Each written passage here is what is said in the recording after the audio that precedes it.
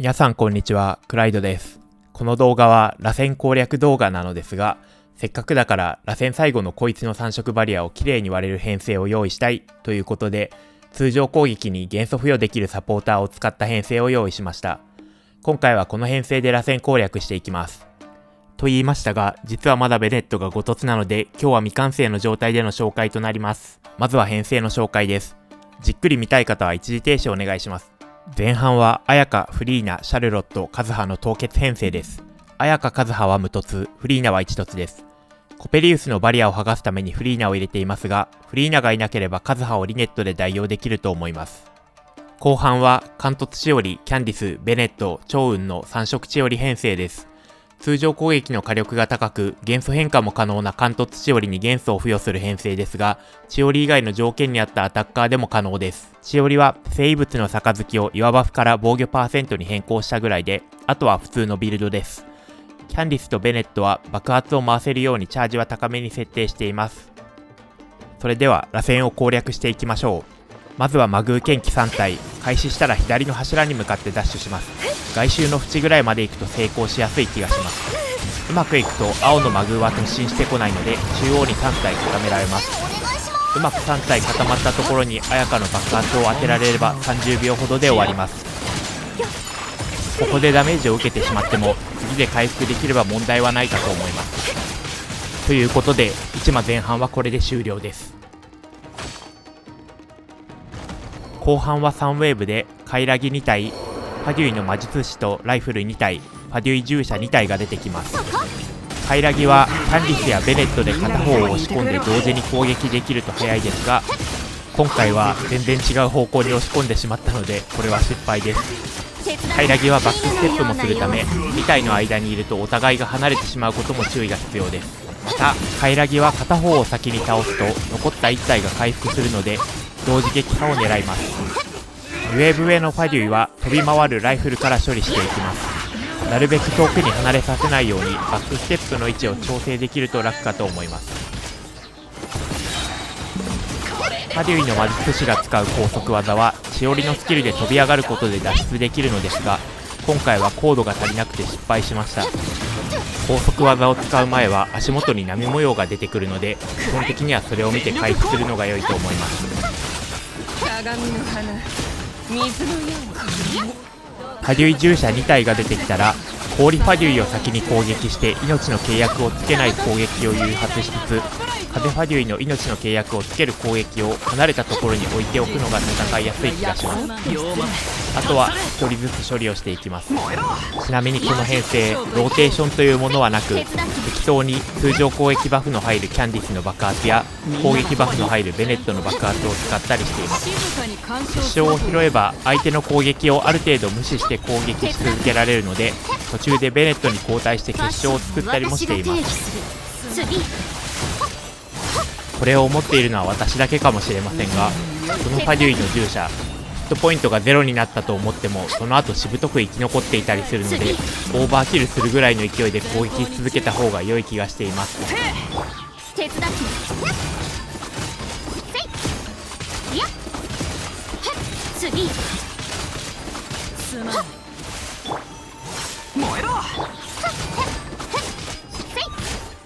ということでだいたい30秒ほど余裕を持って第1マはクリアです。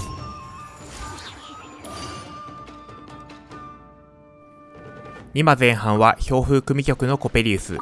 気をつけることは黒フリーナの通常攻撃でアルケーを当ててバリアを解除することと、氷耐性が 70% と高いのでカズハで拡散をしっかり入れて耐性を下げるという2点です。コペリウスが片手を上げるタイミングでバリアを張るので、そこに黒フリーナの通常攻撃を合わせます。失敗してしまった場合は6秒後にまたアルケーが発動できるので、それまで待つことになります。編成の都合上アルケー、ウーシアを持つキャラを入れられない場合は水戦十字剣という片手剣で解除する方法もあります。また氷バリアは炎攻撃だけでなく岩の攻撃でもかなり削れるので、勝利などの原則着の強い岩キャラを使うのも手だと思います。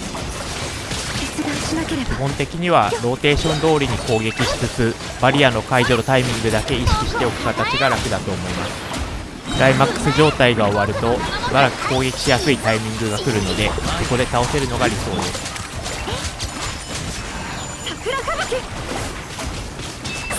今回は1分5秒ほどで前半終了です。今後半、最初は3体のデッドエージェントから始まります。左右どちらかの1体を中央に押し込んで同時に攻撃できると楽なのですが、今回は相手の攻撃範囲に入ってしまって失敗しています。相手が消えてしまった後は離れた位置に行かないことをお祈りするしかないです。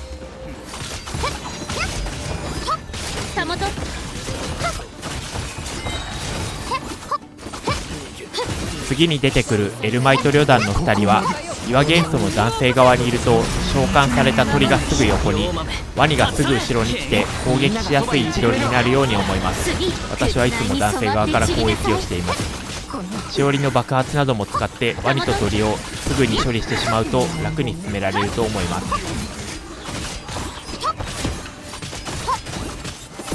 最後、アビスの雷魔術師は最初に壁際に移動して2体を固める方法もありますが、そんなにヒットポイントが多いわけでもないので、2体が直線に並ぶ状態で殴ってノックバックで2体が攻撃できる位置になるように戦っています。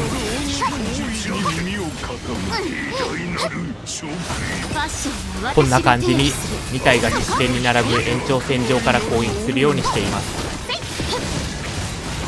バリア状態になった後はしおりで殴るのも良いのですが、趙雲のスキルでフィールドを張り、ベネットで通常攻撃とスキルを繰り返す方がバリア削りとしては早いので、それで倒していきます。ただ、たもとが出ていると結晶が頻繁に作られ、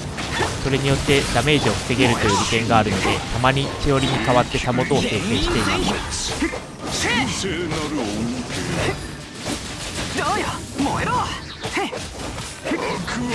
割と時間ギリギリではありますが、2話後半も星さんのクリアです。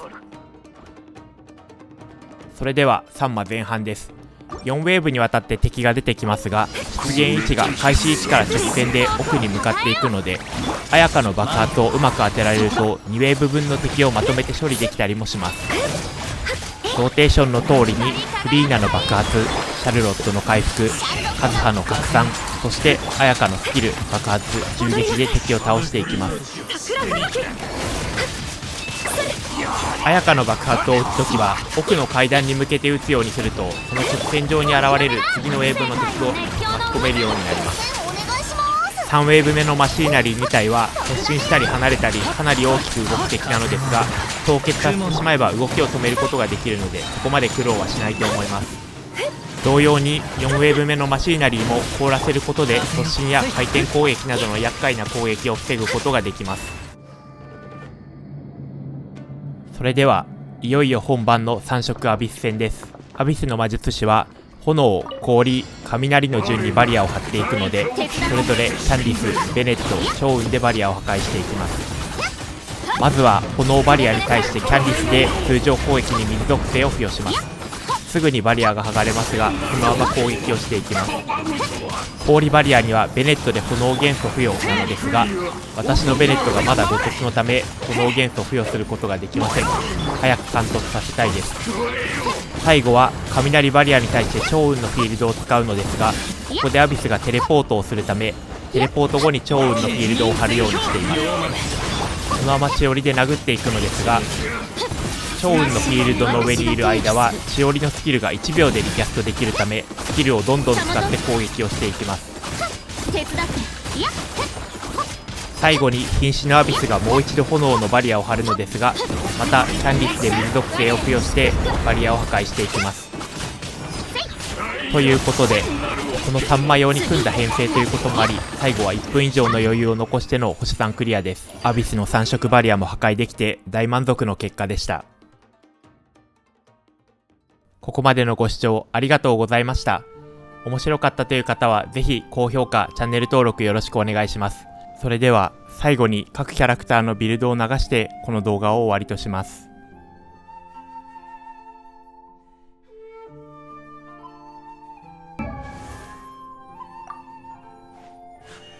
刀は技を支え、匠は宝を。